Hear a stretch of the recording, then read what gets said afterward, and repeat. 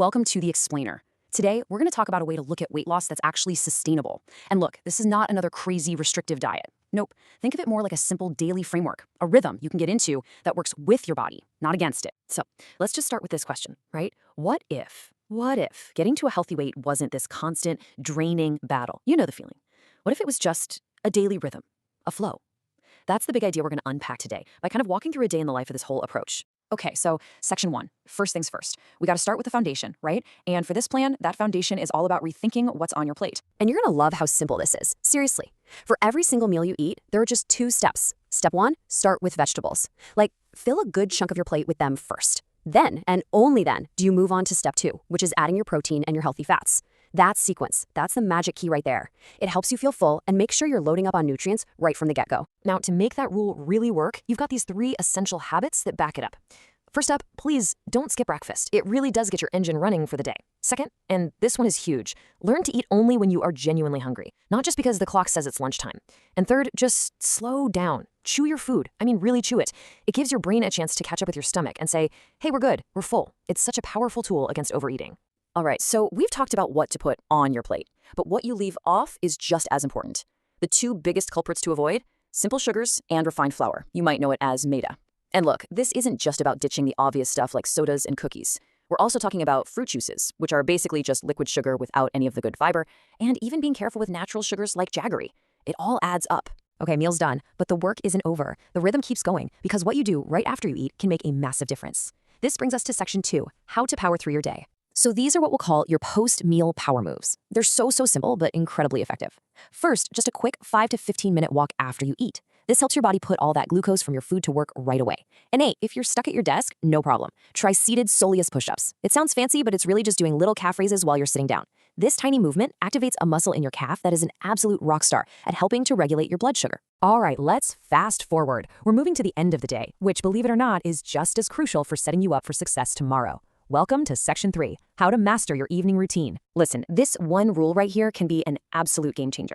The idea is to gradually, and I mean gradually, shift your last meal of the day to be a little earlier with the goal of eating before 6 p.m. And then after dinner, it's just water. That's it. What this does is it creates this amazing natural fasting window overnight. It lets your digestion rest, and it basically gives your body the green light to switch over to fat burning mode while you sleep. Of course, we all know that food is just one piece of this giant puzzle. So now we're going to zoom out a little and look at the other critical pillars that hold this whole thing up. Let's talk about section 4, fitness, fuel, and rest. So the classic question, what's the best kind of exercise? Well, the real answer is you kind of need both. On one side, you've got resistance training, lifting weights, doing body weight stuff like push-ups. That's what builds muscle, and more muscle means a faster metabolism. Then on the other side, you have aerobic exercise, things like jogging, cycling, or even just a brisk walk. That's what torches calories and keeps your heart healthy. They're not competing, they're on the same team. So how do you fit them both in? It's actually really simple. The best way to do it for great results is just to alternate your days. One day, you focus on resistance stuff. The next, you do your aerobic workout.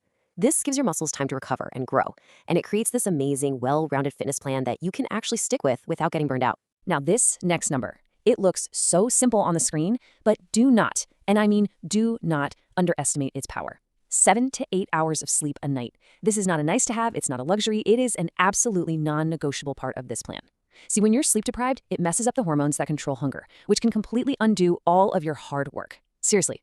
Okay, we've gone through the what, the daily actions, the habits, but for any of this to actually stick, we have to understand the why behind it all. And that brings us to what might be the most important part of this whole thing.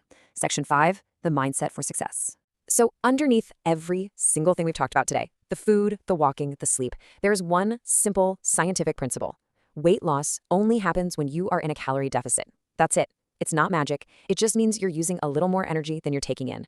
Every single tip, every single habit is just a strategy to help you get into that state in a healthy and manageable way. Okay, so what does that look like in actual numbers? Well, the target we're aiming for healthy, sustainable loss is a deficit of about 500 calories a day. That's really the sweet spot. It's enough to make a real difference, but it's not so extreme that you're going to feel miserable, tired, and deprived all the time. And if you hit that 500 calorie deficit target most days, what does that translate to on the scale? It means a realistic goal of losing about half a kilogram or around 1 pound per week. Now, I know that might not sound super dramatic, but this is what real sustainable change looks like. This is how you make it last. Remember, it's a marathon, not a sprint. So we've laid out a whole daily framework here, and I get it, it can feel like a lot to take in all at once, but the secret isn't trying to be perfect and do everything from day one. The secret is just to start.